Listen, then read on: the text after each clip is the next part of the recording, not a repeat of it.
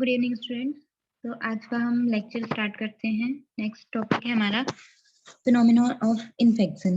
तो इसमें मेनली हम पेनिट्रेशन के बारे में पढ़ेंगे, क्योंकि हमने सर्वाइवल और डिस्पर्सल पढ़ लिया है। डिस्पर्सल के बाद फिर इन्फेक्शन की प्रोसेस स्टार्ट होती है, जो कि थर्ड लिंक है इन्फेक्शन चेन में। After survival and dispersal of inoculum, infection process means establishment of pathogen in the host plant. ये इन्फेक्शन की हमने डेफिनेशन पढ़ी थी कि इन्फेक्शन ये होता है कि पैथोजन और होस्ट प्लांट के बीच में एक रिलेशनशिप एस्टेब्लिशमेंट होना। Entry and colonization of pathogen in the host tissue is known as establishment, and the infective propagules coming in contact with the host are known as inoculum. तो जो भी pathogen enter करने के बाद colonise हो जाते हैं होस्ट टिश्यू के अंदर, या अपना ग्रोथ रिप्रोडक्शन करके अपना नंबर बढ़ा लेते हैं, तो उसको एस्टेब्लिशमेंट कहते हैं। और जो प्रोपोग्यूल्स ये प्रोसेस करते हैं उनको कहते हैं इनोक्यूलम। ठीक है, इनोक्यूलम हमने पढ़ा है पहले भी कि वो अमाउंट पैथोजन का जो रिक्वायर्ड होता है डिसीज इनिशिएट करने के लिए। फिर inoculum potential, it is the inoculum needed for successful infection. It is a function of inoculum density and their capacity. मतलब inoculum potential को हम inoculum density into inoculum capacity भी लिखते हैं। और ये वो inoculum होता है जो सक्सेसफुल इन्फेक्शन, उतना अमाउंट जो सक्सेसफुल इन्फेक्शन कॉज करे। It is defined as the resultant of the action of environment, the vigor of the pathogen to establish an infection susceptibility of the host and amount of inoculum present. तो ये depend करता है कि जो environment है उसके action पे, pathogen के विगर पे कि वो एस्टेब्लिश करके इन्फेक्शन कॉज कर पा रहा है, और जो होस्ट की ससेप्टिबिलिटी है और इनोकुलम का अमाउंट।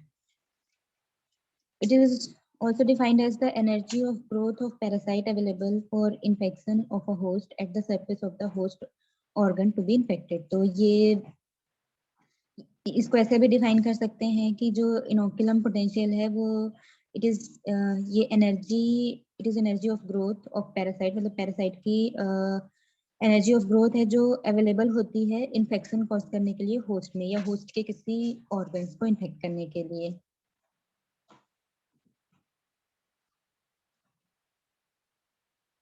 और जैसे कुछ स्पेशलाइज्ड पैथोजेंस होते हैं जैसे कि रस्ट, पाउडरी मिल्ड्यू, इनमें बहुत ही कम इनोकुलम की या फिर एक ही स्पोर जो होता है वो कैपेबल होता है इन्फेक्शन सक्सेसफुली कॉज करने में। लेकिन जो नॉन स्पेशलाइज्ड पैथोजेंस होते हैं जैसे पीथियम, फाइटोप्थोरा, राइजोप्टोनिया एंड स्क्लेरोशियम, इनको हाई इनोकुलम डेंसिटी की जरूरत पड़ती है सक्सेसफुल इन्फेक्शन कॉज करने के लिए ससेप्टेबल होस्ट में।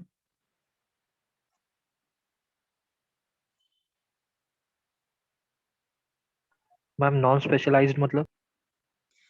नॉन स्पेशलाइज्ड मतलब कि जैसे उनका जो होस्ट है वो नहीं है ना, स्पेसिफिक नहीं है। जैसे कि रस्ट होता है, स्पोर होता है, तो उनके जो होस्ट होते हैं जैसे कि पक्सिनिया ग्रामिनेस्टेटिकाई है, तो वो सिर्फ वीट को वो करेगा।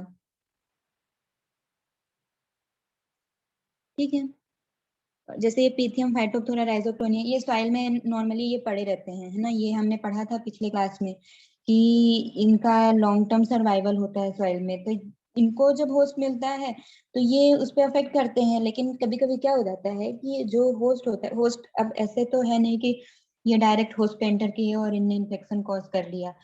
होस्ट के पास भी कुछ मैकेनिज्म होते हैं जिससे होस्ट इनको इनके इन्फेक्शन से अपने आप को प्रोटेक्ट करता है। तो ये पैथोजन को ज्यादा जरूरत पड़ती है अपने इनोकुलम की। मैम इनोकुलम डेंसिटी और इनोकुलम पोटेंशियल सेम है या डिफरेंट चीज है?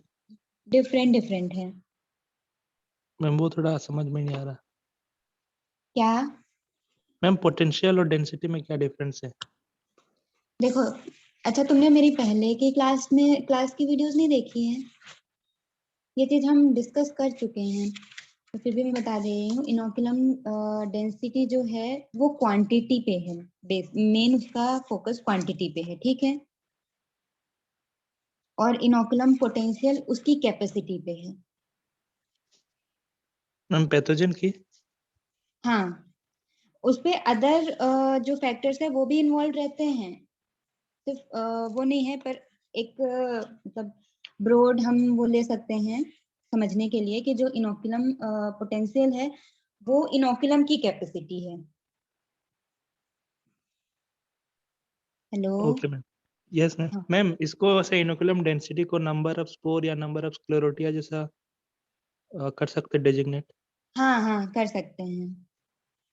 Okay ma'am. और इनोकुलम पोटेंशियल मतलब capability of pathogen to produce disease. हाँ देखो, इनोकुलम पोटेंशियल में ना उसकी कैपेसिटी भी आती है और उसकी डेंसिटी भी आती है। Okay ma'am. मतलब यस मैम। कितना अमाउंट चाहिए और उस अमाउंट की कैपेसिटी है कि नहीं है, क्योंकि कभी ऐसा होता है ना कि वो नॉन वायबल होगा, उसमें से सारे वायबल नहीं होंगे, या फिर उनमें से कुछ ऐसे होंगे जो मतलब डिसीज कॉज करने के लिए वो विरुलेंट नहीं होंगे, है ना। तो उनकी कैपेसिटी और उसकी डेंसिटी दोनों मैटर करती है, और डेंसिटी में मेनली उसका amount. Okay ma'am. Yes ma'am. मैं थोड़ा लेट में ज्वाइन किया था तो इसलिए नहीं पता था। ठीक है ठीक है ठीक है। देन हम आते हैं आगे कि कुछ the success of process of infection, जो इन्फेक्शन प्रोसेस होती है वो डिपेंड करती है कुछ चीजों पे, जैसे कि मेनली 3 फैक्टर होते हैं, होस्ट फैक्टर, पैथोजन फैक्टर और इन्वायरमेंटल फैक्टर। तो होस्ट फैक्टर में आते हैं ससेप्टेबिलिटी ऑफ होस्ट। तो जो ससेप्टेबिलिटी होती है होस्ट की, ये जेनेटिकली कंट्रोल्ड होती है, and it is an inheritable character which is transmitted from parents to offsprings. I think यहाँ पे हेरिटेबल होना चाहिए। ये जो ससेप्टेबिलिटी होती है, ससेप्टेबिलिटी भी डिपेंड करती है कभी जैसे कि हम जो न्यूट्रिएंट्स वगैरह के कारण भी वो ससेप्टेबल हो जाते हैं पैथोजन के लिए कभी कभी होस्ट। तो ये जनरली ये जेनेटिकली कंट्रोल्ड होती है और ये हेरिटेबल होती है, जो ट्रांसमिट होती है parents to offspring. Then disease proneness of host, it is decided by the external factors. हाँ, ये जो है डिसीज प्रोननेस, ये डिसाइड होती है एक्सटर्नल फैक्टर से कि अगर हम नाइट्रोजन ज्यादा देते हैं तो जो होस्ट होता है वो ससेप्टेबल हो जाता है, और अगर पोटास की क्वांटिटी ज्यादा देते हैं तो ससेप्टेबिलिटी कम होती है। मेनली जो पोटास होता है वो डिसीज रेजिस्टेंस से रिलेटेड होता है, ये क्वेश्चन आ चुका है। देन पैथोजन फैक्टर्स होते हैं कुछ, जैसे विरुलेंस या aggressiveness of the pathogen.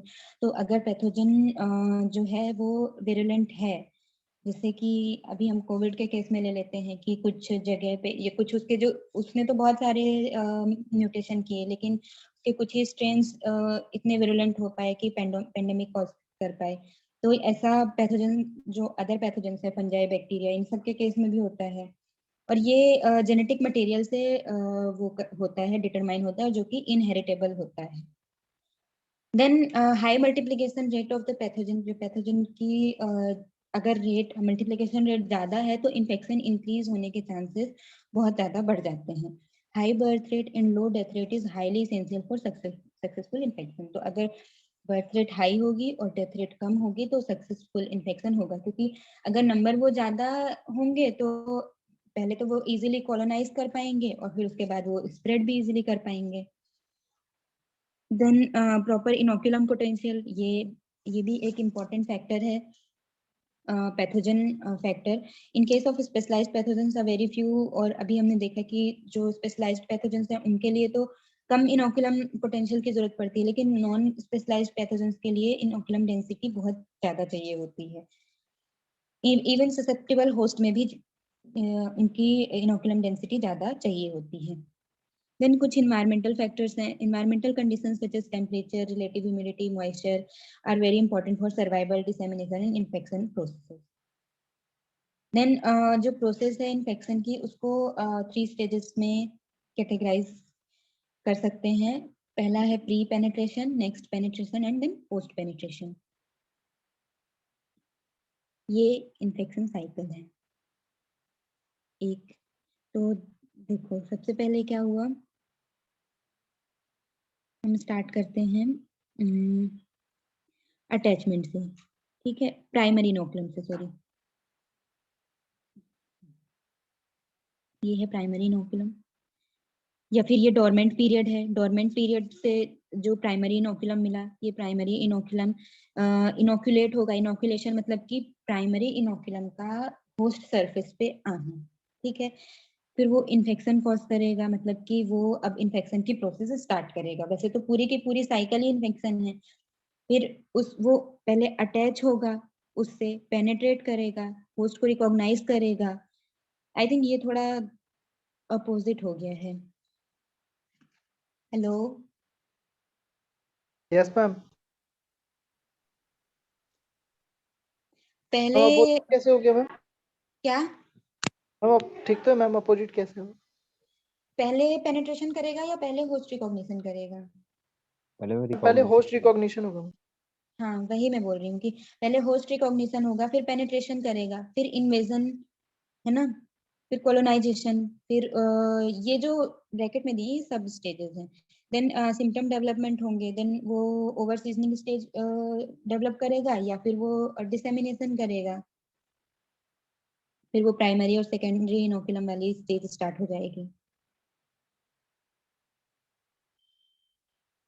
Next हम देखते हैं प्री पेनिट्रेशन। तो प्री पेनिट्रेशन जो है, depending upon the plant pathogen activity, the plant pathogens are classified into two categories, active invaders and passive invaders. तो एक्टिव इन्वेडर्स वो pathogens हैं which make an aggressive effort to gain entry into intact host cell। तो ये मतलब direct penetration कर सकते हैं, जैसे कि थ्रू सेल वॉल। लेकिन जो पैसिव इन्वेडर्स हैं, ये जनरली जो वॉन्ड्स होते हैं इनके थ्रू एंट्री करने की कोशिश करते हैं।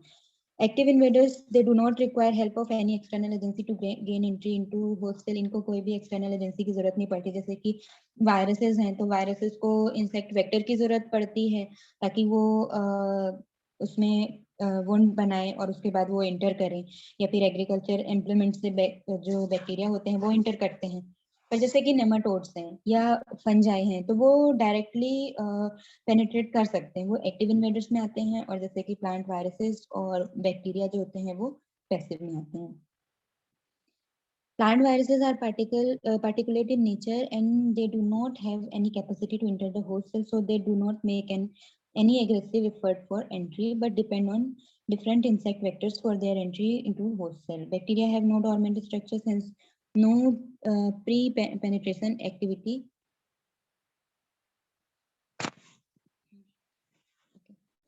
Pre-penetration activity except for multiplication in infection drops on the natural openings। तो बैक्टीरिया की भी कोई डोरमेंट स्ट्रक्चर्स नहीं होती हैं, तो उसकी भी कोई भी प्री पेनिट्रेशन एक्टिविटी नहीं होती है। प्री पेनिट्रेशन एक्टिविटी से हमारा ये है कि अगर कोई उसकी डोरमेंट स्ट्रक्चर है या वो सरवाइव कर रहा है, तो पेनिट्रेशन करने से पहले वो अपने फॉर्म में या अपने मतलब वो इन्फेक्टिव स्टेज में आने के लिए क्या करता है। जैसे अगर हमको कहीं जाना हो तो हम रेडी होते हैं, वैसे ही इनको भी पेनिट्रेशन करना हो तो ये भी रेडी करते हैं अपने आप को। मैम एंडोस्पोर फॉर्मिंग बैक्टीरिया में? हाँ, एंडोस्पोर फॉर्मिंग बैक्टीरिया वो एक्सेप्शन केस है, तो उनका भी जो जेनेटिक मटेरियल है वो एक्टिवेट होगा। Okay ma'am. Okay. In fungal pathogen, pre-penetration includes spore germination and growth of the resulting germ tube on the surface of the host plant। तो ये है, जैसे कि ये स्पोर है फंगस का, ये ठीक है। तो जब प्री पेनिट्रेशन स्टेज में जो स्पोर होगा वो जर्मिनेट होगा, और ये होस्ट की सरफेस है, तो इस सरफेस पे ये जो हाइफा होगा वो ग्रो करेगा, जर्मिनेट होगा एंड जर्म ट्यूब बनाए। Germination is essentially the change from low metabolic rate to a high metabolic rate and involves a change from near dormancy to intense activity। तो जो जर्मिनेशन है वो एक चेंज है, क्योंकि जब पैथोजन स्पोर की कंडीशन में, सर्वाइवल की कंडीशन में रहता है, तो वो पूरी तरह डेड तो होता नहीं है, वाइबल रहता है, मतलब उसकी मेटाबॉलिक एक्टिविटीज जो है वो स्लो हो जाती हैं। तो वहां से वो हाई मेटाबॉलिक रेट में जाता है, ताकि वो for this an energy source is needed such as carbohydrate और fat reserve in the propagule. तो इसके लिए जो उसके प्रोपोग्यूल में कार्बोहाइड्रेट या फैट रिजर्व, कार्बोहाइड्रेट या फैट रिजर्व जो भी प्रेजेंट रहता है, उसको वो यूटिलाइज करता है। Fungal invasion is chiefly by germ tubes और structures derived from them. In some fungi like Rhizoctonia solanae and Armillaria amelia, the hypha act in concerted way to achieve the penetration. तो generally जो general feature होता है fungi में, वो क्या होता है कि ये पहले जर्मिनेट होगा, जर्मिनेट होके जर्म ट्यूब बनाएगा, जर्म ट्यूब से ये एप्रिसोरिया बनेगा। एप्रिसोरिया एक थोड़ा हमने इसको पढ़ा है, एप्रिसोरिया एक ऐसा वो होता है कुशन लाइक जो फॉर्म होता है, जो अटैचमेंट में जनरली हेल्प करता है उसको। और ये एप्रिसोरिया जो होता है ये इन्फेक्शन पैक बनाता है, ये है इन्फेक्शन पैक। ये इन्फेक्शन पैक जो होता है ये एंटर करता है होस्ट सेल्स में या होस्ट टिश्यूज में, और फिर ये अंदर जो हाइफा डेवलप करता है, और ये हाइफा अगर सेल के अंदर जाते हैं तो ये जो स्ट्रक्चर बना रहे हैं ये होता है होस्टोरिया। बट कुछ केसेस होते हैं जैसे राइजोक्टोनिया सोलेनाई एंड आर्मिलेरिया मेलिया, इनका जो हाइफा होता है वो डायरेक्टली पेनिट्रेट करता है। In Rhizoctonia solanae, the fungus on coming in contact with root surface first forms infection cushion, episoria, and from these multiple infection takes place by means of infection peg in episoria mealy।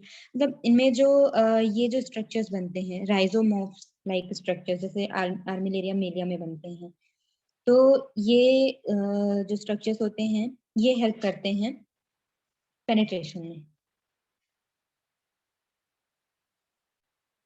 और जैसे कि जो ये आर्मिलेरिया मेलिया है इसमें सिर्फ राइजोमॉर्फ्स जो होते हैं यही इन्फेक्शन कॉज करने में हेल्प करते हैं।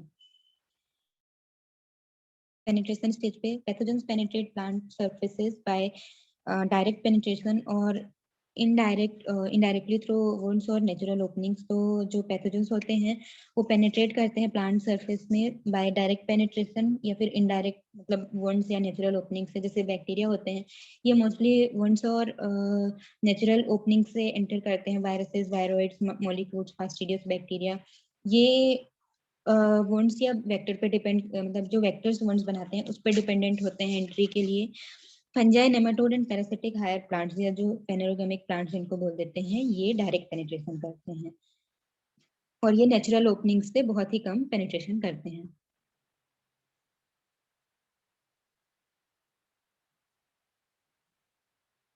ओके तो पहले देख लेते हैं indirect penetration.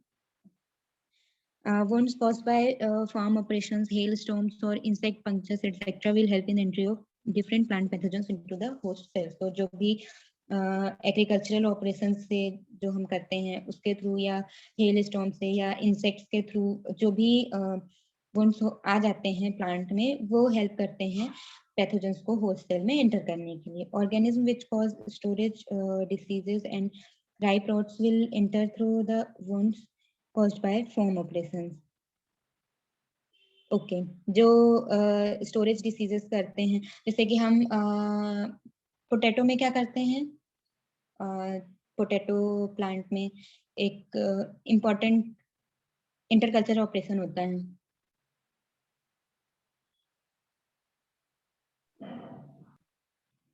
Earthing up ma'am.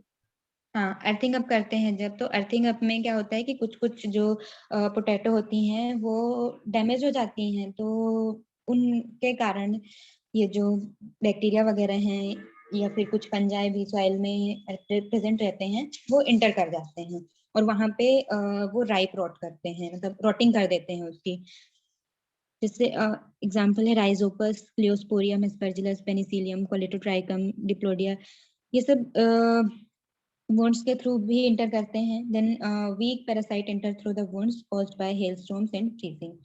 Example Macrophomina phaseolina. Macrophomina phaseolina एक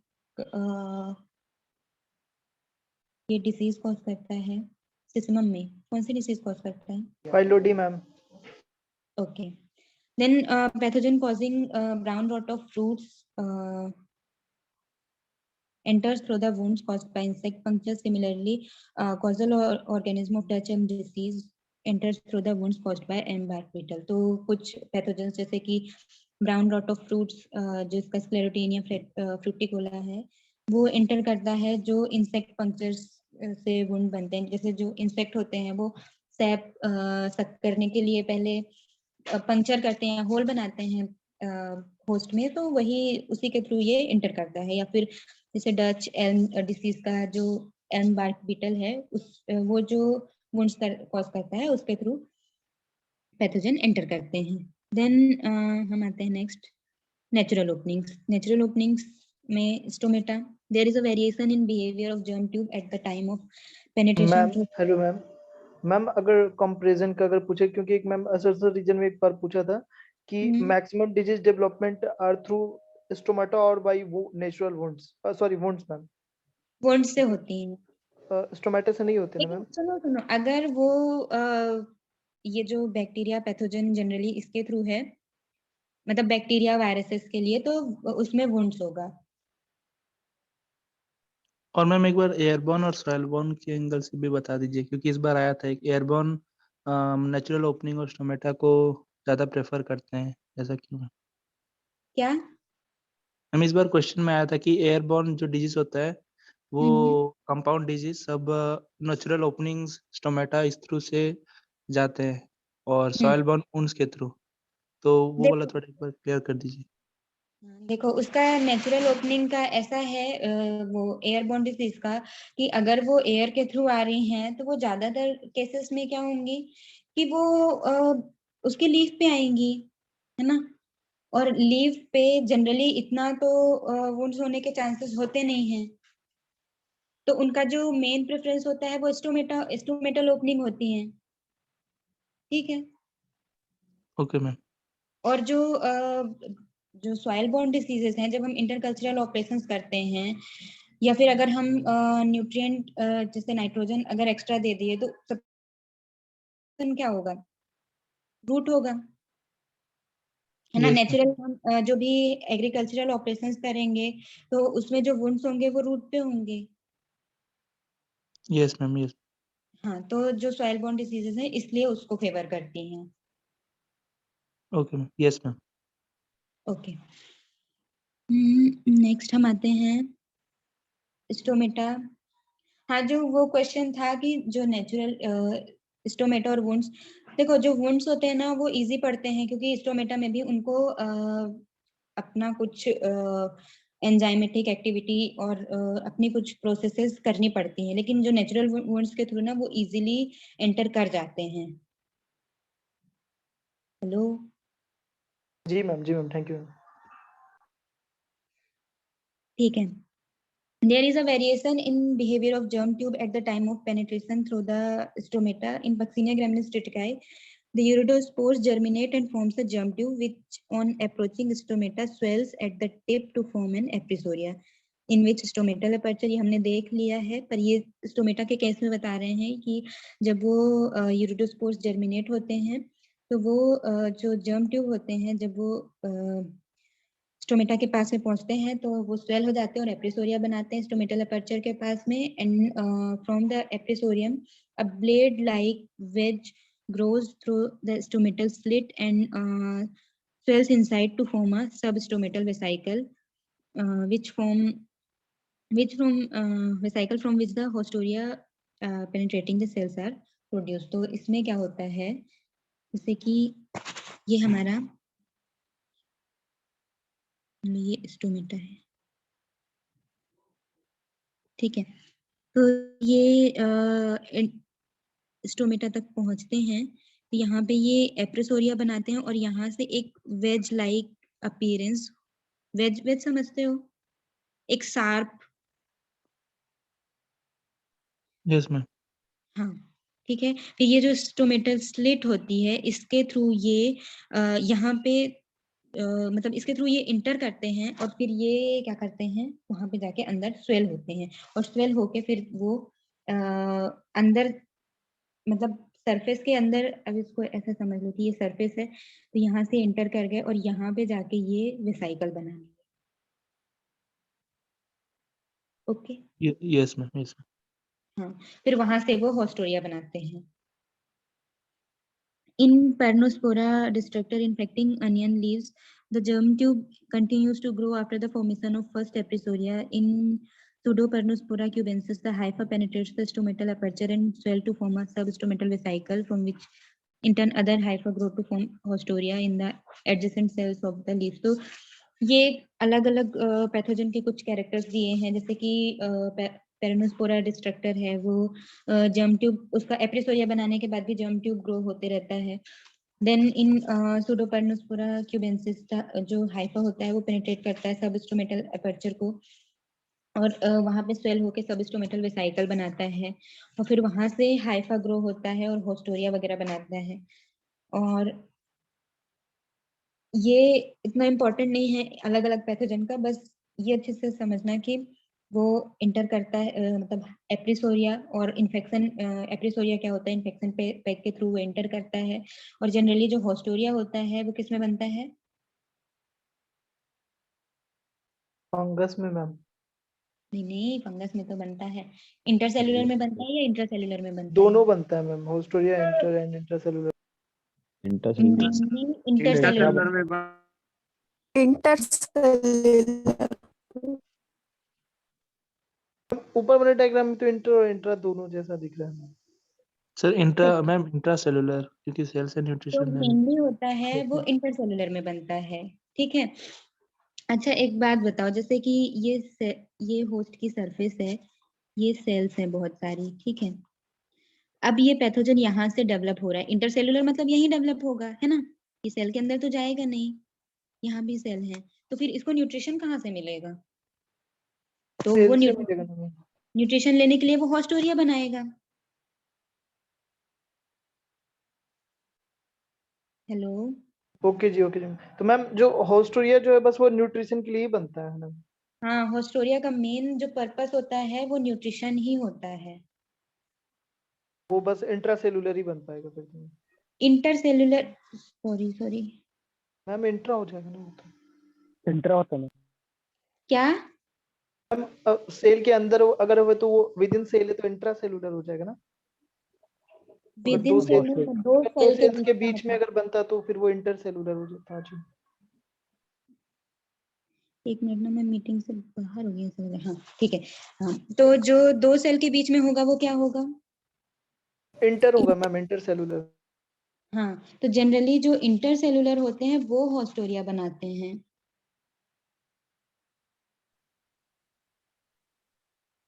हेलो। Yes ma'am. देखो क्या होता है, जैसे कि बस ये सेल है, ठीक है। मेरे कमरे में सुन। अगर ये हाइफा यहाँ डेवलप हो रहा है होएगी अभी तो नहीं, थोड़ी देर बाद हो सकती है। क्यों? चाय पिए। अब जो भी रहा। हाँ। लग रहा कि आपको ऐसा नहीं, अभी तो रहा है। लेट जाओ और उसके बाद हाँ फिर मैं अपना माइक म्यूट करके कुछ क्या चाहिए?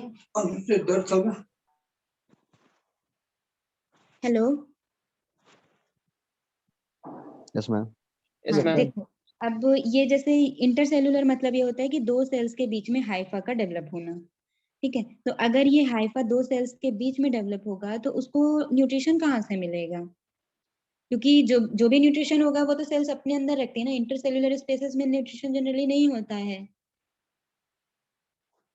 यस मैम, ठीक है। Yes ma'am. हाँ, अब जैसे कि अब ये न्यूट्रिशन लेने के लिए होस्टोरिया बनाएगा, लेकिन जो इंट्रासेलुलर होते हैं, इंट्रासेलुलर मतलब कि सेल के अंदर, है ना? जी ma'am. Yes ma'am. Intracellular cell, तो ये जो हाइपो होगा ये डायरेक्टली सेल के अंदर जा पा रहा है, तो ये डायरेक्ट न्यूट्रिशन ले सकता है, फिर इसको हाइफा बनाने की क्या जरूरत है? आया समझ में? Yes hello. Ma'am.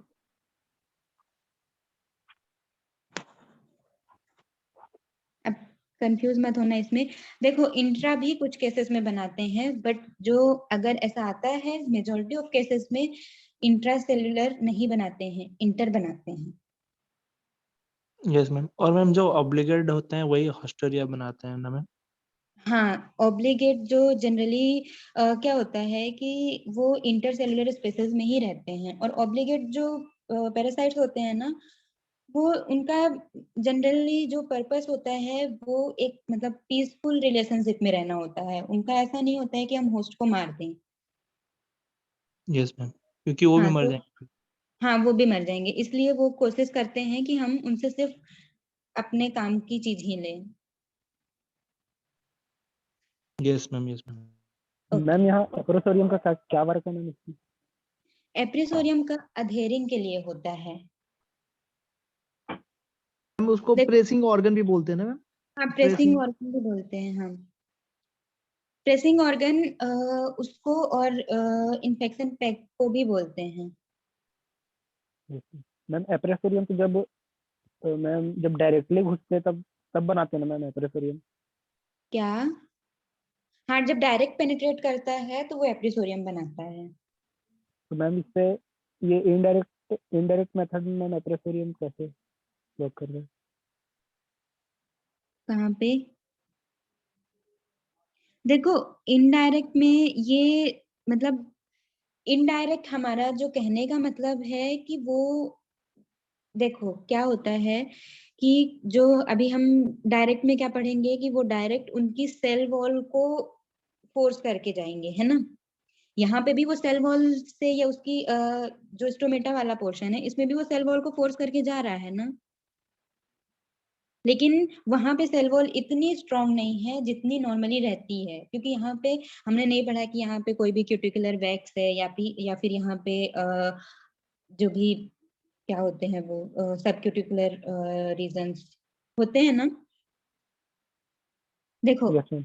Direct penetration का मतलब ये सेल का मतलब ये टिश्यू है प्लांट का, उसमें यहाँ पे बहुत सारी सेल्स हैं, तो वो यहीं से डायरेक्ट पेनिट्रेशन करे, ठीक है।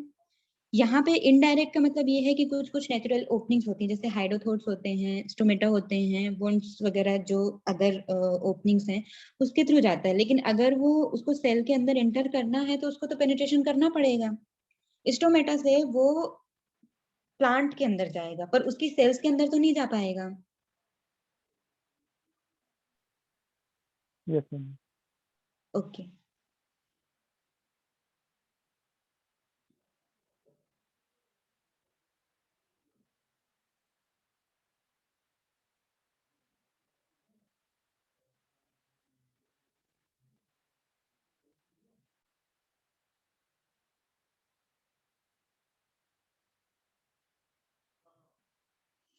देखो, कुछ अदर एग्जांपल्स दिए हुए हैं, ज़ैंथोमोनास और ज़ैंथोमोनास कैम्पेस्ट्रिस पीवी मार्वेसियरम जो ब्लैक आर्म ऑफ कॉटन का पैथोजन है, और Xanthomonas phaseoli bacterial leaf spot of green gram. And ये भी ना, देखो जो बैक्टीरिया होते हैं ये जनरली उससे ही एंटर करते हैं, वुंड्स वगैरह से। बैक्टीरिया का जो मेन एंट्री है वो वुंड से होती है, लेकिन कुछ बैक्टीरिया जो होते हैं वो एंटर करते हैं स्टोमेटा या लेंटिसल्स से, ठीक है। लेंटिसल्स में एक मेन मतलब इम्पोर्टेंट एग्जांपल है एरवीनिया का। एरवीनिया जो होता है वो लेंटिसल्स के थ्रू एंटर करता है। Then hydathodes, Xanthomonas campestris, PV campestris, black rot of crucifers, ये हाइडोथोट्स से इंटर करता है। देन हम आते हैं डायरेक्ट पेनिट्रेशन। Hello ma'am. हाँ, ज़ैंथोमोनास है वो तो हाइडोथोट के द्वारा एंटर करता है ना? ये Xanthomonas campestris black rot of crucifers का है। देखो, जो हर स्पीसीज होती है ना उसकी अपनी अपनी स्पेशलिटी होती है, ठीक है। ओके। जैसे अगर हम फाइटोप्थोरा का ही देख लें तो ये फाइटोप्थोरा को तो वैसे देखा जाए तो पेनिट्रेट करना चाहिए, लेकिन जो ये Mahali disease of areca nut है ये तो लेंटिसल से एंटर कर रही है। या फिर ओके। ये स्ट्रेप्टोमाइसिस स्कैबीज है, ये पोटैटो का, ये भी लेंटिसल से एंटर कर रहा है। तो ये पैथोजन की मतलब उस पे, जैसे देखो हमने यहाँ पे क्या देखा, स्टोमेटा से फाइटोप्थोरा इन्फेस्टेंस इंटर कर रहा है, लेकिन यहाँ पे फाइटोप्थोरा अरेके जो है ये लेंटिसल से एंटर कर रही है। तो हर एक का वो स्पेशलाइज्ड वो है कि कौन जिसको जहाँ से कम फोर्स लगाना पड़ता है, कम ताकत लगानी पड़ती है एंटर करने के लिए, वो रास्ता प्रेफर करते हैं।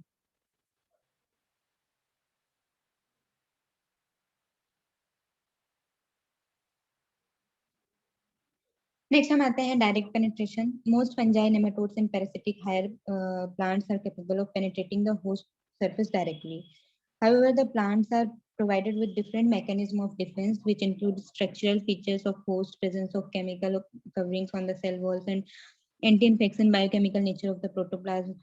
बहुत सारे जो डिफेंस मैकेनिज्म होते हैं ये हम आगे के लेक्चर्स में देखेंगे। तो वो तो होस्ट में प्रेजेंट होते हैं, बट उसके बाद भी ये पेनिट्रेट कर जाते हैं। नेमाटोड में एक स्ट्रक्चर होता है पेनिट्रेशन के लिए, क्या होता है?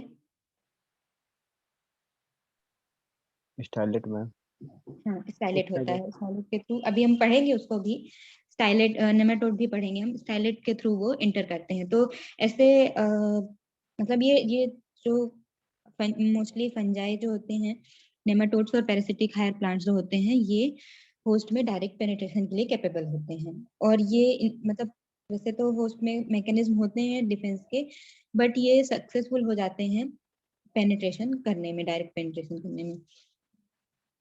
तो ये जैसे break down of physical barriers, तो जो वायरसेस होते हैं उनमें सब वायरसेस आउटसाइड सेल तो वो नॉन लिविंग होते हैं और उनके पास कोई भी फिजिकल फोर्स या फिर कोई भी एंजाइम सिस्टम नहीं होता है कि वो डायरेक्ट पेनिट्रेशन कर सके या फिर वो जो होस्ट है उसके स्ट्रक्चरल और केमिकल बैरियर्स को ओवरकम कर सके। तो जो होस्ट होते हैं या जो जो वायरसेस होते हैं या जो फाइटोप्लाज्मा वगैरह होते हैं, ये वेक्टर पे डिपेंड करते हैं एंट्री के लिए। Then bacteria are mostly weak parasites and can not employ force to effect penetration. तो बैक्टीरिया जो होते हैं वो वीक पैरासाइट्स होते हैं और वो इफेक्टिव पेनिट्रेशन नहीं कर पाते। Fungi and nematodes are the only group of plant pathogens that employ force for direct penetration of the host. तो ये दो ही हैं जो मेनली एंटर करते हैं। Fungi penetrate host plant directly through a fine hypha produced directly by the spore और mycelium और through a penetration peg produced by an appressorium. तो जो फंजाई होता है वो डायरेक्ट पेनिट्रेशन करता है by using infection peg and appressorium, and these structures exert pressure on surface which results in stretching of the epidermis which becomes thin. Then the infection pack punctures it and affected entry. तो क्या होता है कि इस पे force डालते हैं जिसके कारण जो एपिडर्मिस होती है वो स्ट्रेच होती है, स्ट्रेच होने के कारण एपिडर्मिस थिन हो जाती है और थिन होने के कारण जो इन्फेक्शन पैग होता है वो उस पे पंक्चर करके और एंटर कर जाता है। Then breakdown of chemical barriers. The host is provided with defense mechanism against invasion of which include presence of cuticular wax, cuticular layer on the epidermis, lack of suitable nutrients for the pathogen in the host cell, in presence of inhibitory or toxic substance in the host cell, and exudation of substance toxic to pathogen or stimulatory. बहुत सारे ऐसे mechanism होते हैं, chemical defence mechanism होते हैं और कुछ structural defence mechanism होते हैं, ये आगे हम पढ़ेंगे। तो वो जो होते हैं प्रोटेक्ट करते हैं होस्ट को पैथोजन से।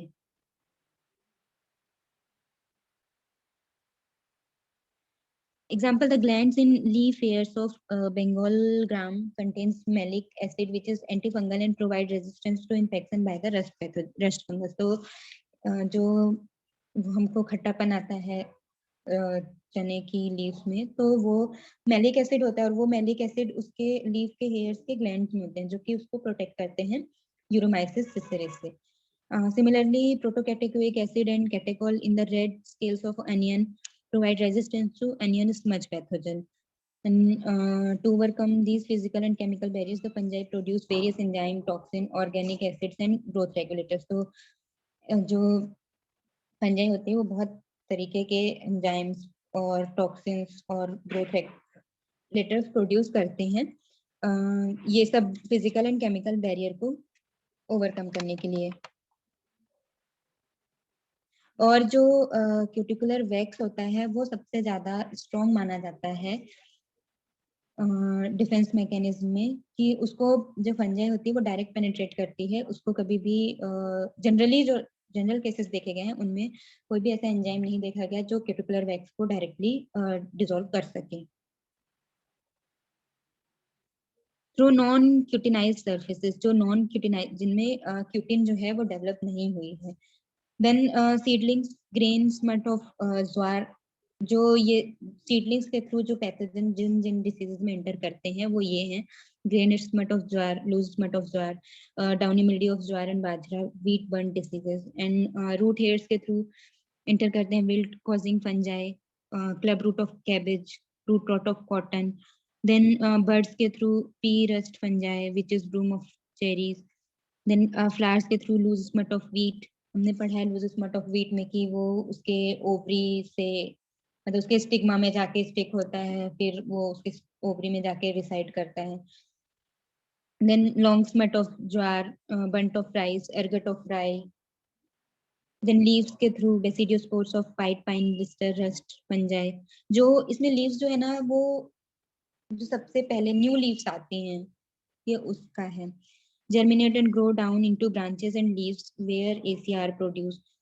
Then nectaries जो fire blight of apple है वो fire blight of apple वो nectaries के थ्रू इंटर करता है. Stalk ends Penicillium italicum, ये stalk ends के थ्रू. ये nectaries का मींस मैम nectaries तो नेक्टर प्रोड्यूस करती हैं. अच्छा मतलब फ्लावर मैम, फ्लावर में नेक्टरीज मतलब जैसे उसमें हमने देखा ना ये एरगट नहीं सॉरी लूज स्मट में कि वो उसके स्टिग्मा से इंटर करता है. हाँ जी मैम. हाँ उसमें फायर ब्लाइट ऑफ एप्पल में ये क्वेश्चन आता है इसीलिए ये थोड़ा हाईलाइटेड है. नेक्टरीज के through fire blight of Apple में एंटर करता है. Hello ma'am. मैम आपने जो बताया मेलिक एसिड और वो ऑनियन के स्केल में जो दो एक्टिव कंपाउंड थे वही फाइटोएलेक्सिन होते हैं ना मैम? हाँ अभी हम आगे देखेंगे. फाइटोएलेक्सिन्स क्या होते हैं? जो एंटीमाइक्रोबियल सब्सटेंस होते हैं जो प्रोड्यूस होते हैं फाइटोपैथोजेनिक माइक्रो ऑर्गेनिज्म के रिस्पॉन्स में, है ना? Yes ma'am, yes ma'am. जब वो स्टिमुलेट हो जाते हैं उसके बाद ना फाइटोएलेक्सिन्स. Yes ma'am. जैसे कि पी में होता है पिसेटिन. यस तो मैम, ये पूछते भी हैं एग्जाम में. क्या मैम ये एक दो बार क्वेश्चन में भी आया था कि हाँ पोटैटो ये का बताइए. हाँ पूछते हैं ये फाइटोएलेक्सिन्स. इसके बाद वाले जो रोल ऑफ एंजाइम और रोल ऑफ टॉक्सिन्स में हम पढ़ेंगे. फाइटोएलेक्सिन्स ये भी टॉक्सिन्स में आते हैं क्योंकि ये टॉक्सिक होते हैं पैथोजन के लिए. Okay ma'am. Yes ma'am. Okay. Then cuticle तो लीफ स्पॉट ऑफ स्पाइनेच और ये tikka disease of brown nut, early blight of solanaceous plant के क्यूटिकल के थ्रू डायरेक्ट पेनिट्रेशन होते हैं. देन पोस्ट पेनिट्रेशन जो एक्टिविटीज होती हैं तो पोस्ट पेनिट्रेशन में क्या हुआ? Invasion and colonisation. Infection is the process by which pathogen establish contact with the susceptible cells और tissues of the host and derive nutrition from them. तो infection में तो सब कुछ आ गया कि वो एस्टैब्लिश हो गया, फिर उसके बाद वो उससे न्यूट्रिशन भी ले रहा है. A parasitic relationship is formed between host cytoplasm and host cytoplasm and parasite cytoplasm. During infection, pathogens grow and multiply within plant tissues.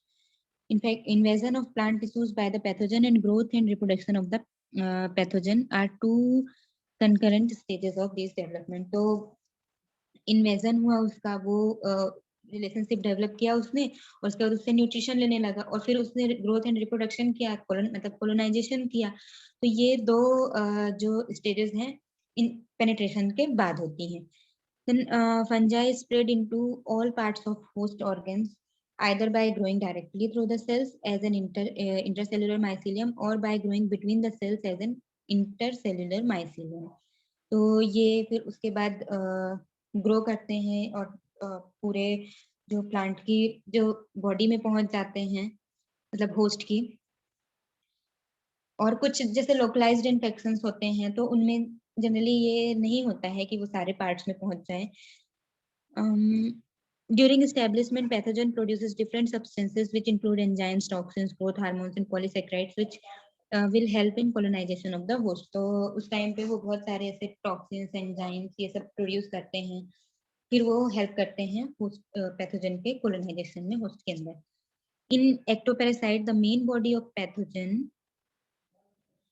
lies on the surface of the host with only feeding organ penetrating the tissues. Example, most of the powdery mildew fungi, some fungal parasite develop both external and internal mycelium. तो कुछ जो ectoparasite pathogens होते हैं, उनमें जो pathogen की main body होती है वो होस्ट के सरफेस पे ही रहती है, और जो फीडिंग ऑर्गन होता है, जो होस्टोरिया होता है, वो टिश्यूज में होता है। जैसे यहाँ पे पाउडरी मिल्ड्यू का एग्जांपल दिया है, तो जो ऊपर हमको वो पाउडरी अपीयरेंस दिखता है वो पूरा पैथोजन है। Some fungal parasite develop both external and internal mycelium, जैसे Rhizoctonia solanae है।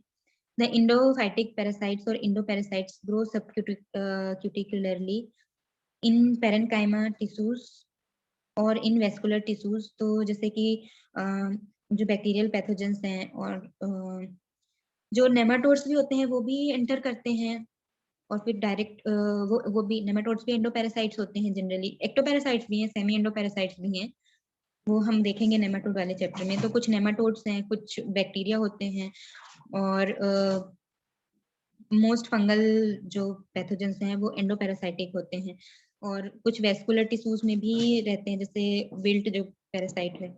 Some pathogens are endobiotic, means mycelium is not produced and the thallus is entirely present within a host cell. This is Syncytium endobioticum. तो कुछ जो pathogen होते हैं उनमें mycelium produce नहीं होता है, लेकिन जो थैलस होता है वो पूरा का पूरा होस्ट के सेल में होता है। तो ये सिंकाइटियम थैलस तो मैम पूरा वो फंगस का बॉडी हो जाएगा ना मैम। तो जो सिंकाइटियम एंडोबायोटिकम होता है उसके किस पोर्शन में होता है? मेनली ट्यूबर में होता है ना? Yes ma'am. हाँ, तो वहां पे वो थैलस को रहना इजी हो जाता है क्योंकि वो स्टोरेज ऑर्गन है। Okay ma'am. Bacteria invade tissues intercellularly but also grows intracellularly when parts of the cell wall dissolve. Virus, viroids, molecules, and fastidious bacteria invade tissues by moving from cell to cell intracellularly. अच्छा, एक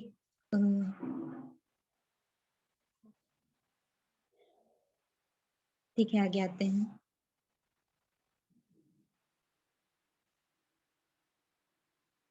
infection caused by microbes में भी local और systemic, तो local भी होता है, systemic भी होता है। लोकल मतलब अगर वो सिंगल सेल या कुछ जैसे कि अगर लीफ में आया है तो वो लीफ में ही रहेगा, अगर एक लीफ की ब्लाइटिंग हो गई तो वो दूसरी लीफ तक नहीं जाएगा।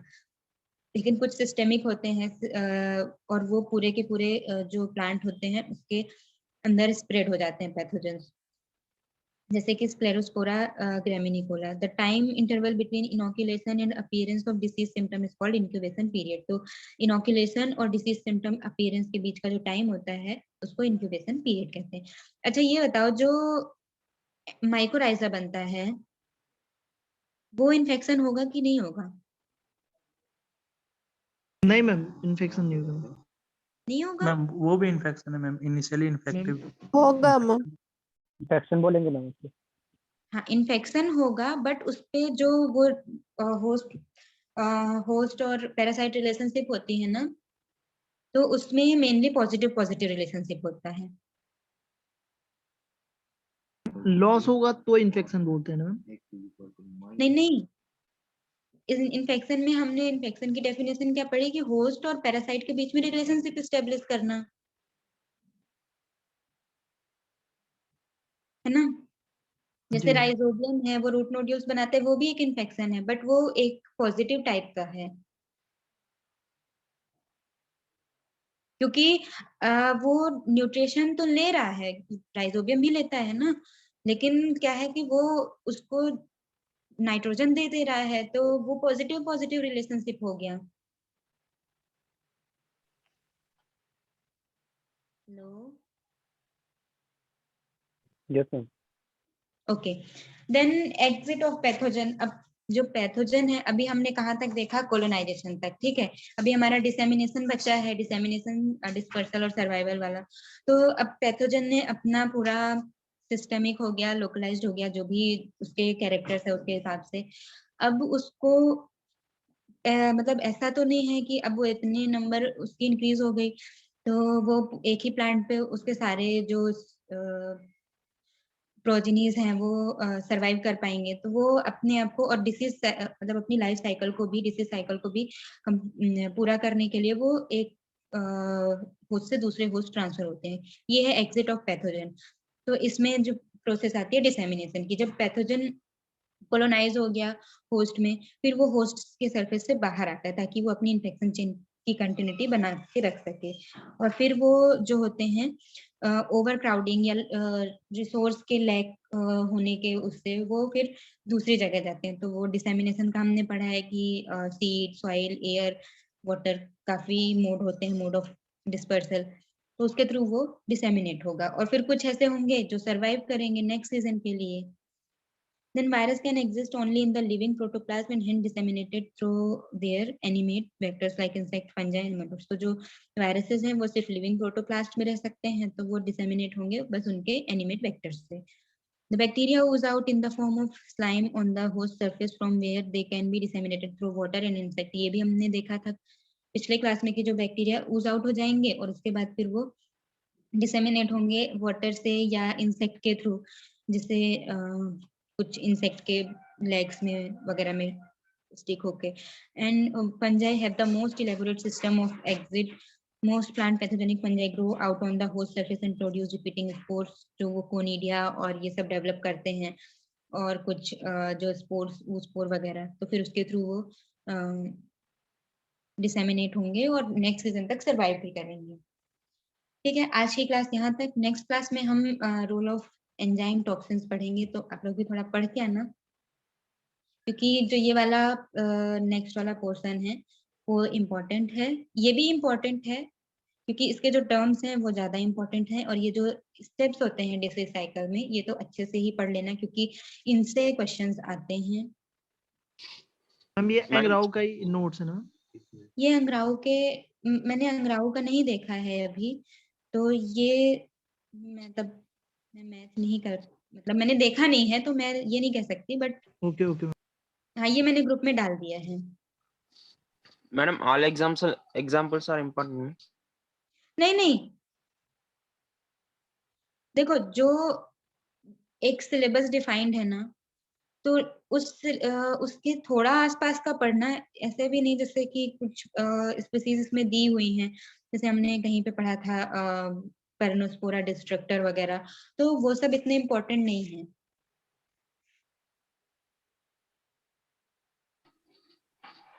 बाकी ये जो आर्मिलेरिया मेलिया है या फिर जो मैक्सिमम हम पढ़ते हैं वो तो अच्छे से ही पढ़ लेना। और कुछ जो ये पाम वगैरह के होते हैं वो भी पढ़ना है क्योंकि पाम वगैरह से डायरेक्ट क्वेश्चन आए हैं। मैम आप पैथोलॉजी में और क्या चीज कवर करेंगे मैम? इसके बाद हम डिसीज पढ़ेंगे। ये जो सर्वाइवल है, ये भी हमारा इन्फेक्शन चल रहा है। इन्फेक्शन के बाद हमारा रोल ऑफ एंजाइम टॉक्सिन्स, फिर उसके बाद प्लांट डिसीज मैनेजमेंट, तो उसमें हम आईडीएम वगैरह पढ़ेंगे और उसके बाद हम डिसीज वाला पोर्शन पढ़ेंगे।